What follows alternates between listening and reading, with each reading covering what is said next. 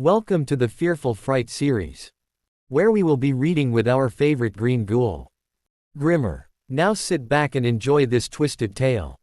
Today our story is called Camp No Good Part 3. The first thing Kenny Landers did after getting out of prison was stand in silence. No cameras. No reporters. No smiling. Just silence. The prison gates clanged shut behind him as cold November rain poured from the sky. For 6 years he had dreamed about this moment. 6 years trapped inside concrete walls for murders he didn't commit. But freedom didn't feel the way he imagined it would. Because every single night in prison, he still heard them. Josh. Franklin. Richard. Whispering from inside the walls. Hungry. Hungry. Hungry. Kenny looked older now. Thin. Pale. Scars on his knuckles. Shadows under his eyes that never went away. A black SUV waited across the street. The passenger door slowly opened. Ranger Daniel Cole stepped out. The same ranger who survived the Camp No Good massacre with Sarah Holloway. "Kenny," he said quietly. Kenny stared at him. "You should have let me rot in there." Cole shook his head. "You were telling the truth." Kenny looked away toward the rain-soaked mountains in the distance. "Doesn't matter now." Cole stepped closer. "It's happening again." Kenny froze. 3 words. That's all it took. Cole handed him a file. Inside were photographs. Missing people. Campers. Hikers. Government workers. And then Kenny saw the final picture. A blurry security image from a government laboratory. A burned piece of tree bark sitting inside a containment chamber. And growing from the bark. A human face. Kenny's stomach twisted. "No," he whispered. Cole nodded grimly. The government transported the remains to a research facility in Nevada. He paused. 2 weeks later the entire facility went dark. Kenny slowly turned the page. The next photos were worse. Hallways covered in roots. Blood smeared across walls. Faces growing from wooden surfaces. One image showed a scientist fused halfway into a tree trunk, his mouth frozen open in eternal screaming. Kenny slammed the folder shut. "You should have burned every piece." "We tried," Cole replied. Then his voice lowered. "It didn't stay dead." 3 days later Kenny found himself deep in the Nevada desert riding inside a military helicopter with Cole and Sarah Holloway. Sarah looked different now too. Thinner. More nervous. Like someone who hadn't slept peacefully in years. She kept staring at the floor. "You still hear them?" Kenny asked quietly. Sarah nodded slowly. "Every night." Nobody spoke after that. Below them, endless desert stretched beneath moonlight until finally the facility appeared. Site Blackwood. An underground government research station built into the side of a canyon. The helicopter landed beside armed soldiers wearing black tactical gear. None of them looked confident. A tall woman in a gray suit approached the group. "Dr. Evelyn Mercer," she said. "Lead researcher." Kenny instantly hated her. "You studied it," he said coldly. She didn't deny it. "We were trying to understand it." "And how'd that work out?" Mercer looked toward the facility entrance. "It learned faster than we expected." Inside, the facility looked abandoned. Emergency lights bathed the halls in red. The air smelled rotten. Wet. Like decaying wood after rain. The deeper they went, the stranger things became. Roots spread across the ceilings. Branches burst through walls. Some of the walls themselves looked alive. Breathing slightly. Kenny noticed scratch marks covering the metal doors. Not from claws. From fingernails. Then they found the first body. Or what used to be one. A soldier hung fused into the wall by roots growing through his chest. Bark covered most of his face now. But his eyes still moved. Still alive. "Kill me," he whispered weakly. One of the soldiers nearly vomited. Mercer stared at the creature in horror. "That's impossible." The fused man suddenly jerked violently. Then his mouth stretched wider than humanly possible. Hungry. The roots exploded outward. Branches tore through the hallway instantly. Soldiers screamed as they were dragged into the darkness. Gunfire erupted everywhere. Kenny grabbed Sarah and pulled her behind a steel doorway as splinters flew through the air like bullets. Then came the screaming. God. The screaming. Not just from the soldiers. From the walls. Faces began emerging from the wood around them. Hundreds of faces. Whispering. Crying. Begging. Kenny saw Josh among them. His dead friend's face twisted from the bark. Kenny. Kenny stumbled backward in terror. No. You left us here.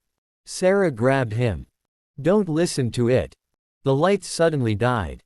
Darkness swallowed everything. Then came the sound. Thud. Thud. Thud. Something massive moving below them. Emergency generators flickered back on. And everyone saw it. The tree had grown. It no longer resembled a normal tree at all. It filled the massive underground chamber like a living forest of flesh and bark. Thousands of human faces covered its trunk now. Some screaming. Some laughing. Some still alive. Roots pulsed like veins beneath the floor. And at the center of it all, a giant face slowly opened its eyes. It looked directly at Kenny. Kenny Landers. The voice shook the chamber itself. Sarah whispered, horrified. It knows your name. The creature smiled. Or at least tried to. Its bark cracked apart wetly. You returned. Mercer stared in fascination instead of fear. My God, it's intelligent. Kenny grabbed her violently. You kept this thing alive. Mercer finally broke. You don't understand. This thing is ancient. She pointed toward markings carved deep into the roots. Native tribes warned about it for centuries. They called it the Weeping Father. The roots shifted slowly around them. Mercer continued shakily. It doesn't just kill people, it absorbs them. Their memories, their thoughts, their fear. The giant face grinned wider. We remember everything. Then the roots attacked again. The chamber erupted into chaos. Soldiers were dragged screaming into the ceiling. One man fired wildly before roots split him apart midair. Sarah and Kenny ran through collapsing hallways as the entire facility shook around them. Behind them the creature's voice echoed endlessly. Stay. Join us. Never alone again. Kenny suddenly stopped running. Because he finally understood something. The creature didn't hate people. It was lonely. Horribly. Anciently. Lonely. And it fed on people to fill the emptiness inside itself. Kenny turned toward Cole. How do we destroy it? Cole handed him a detonator. The reactor core. Kenny looked stunned. You're blowing the place up. Cole nodded grimly. Nuclear failsafe. Sarah looked horrified. You'll kill everyone down here. There's already nobody left to save, Cole said quietly. The facility trembled violently. The tree was spreading upward now. Toward the surface. Toward the world. If it escaped. Kenny didn't even want to imagine it. Suddenly Josh's voice echoed again nearby. Kenny. He turned. His dead friend stood at the end of the hallway. Not bark. Not wood. Actually standing there.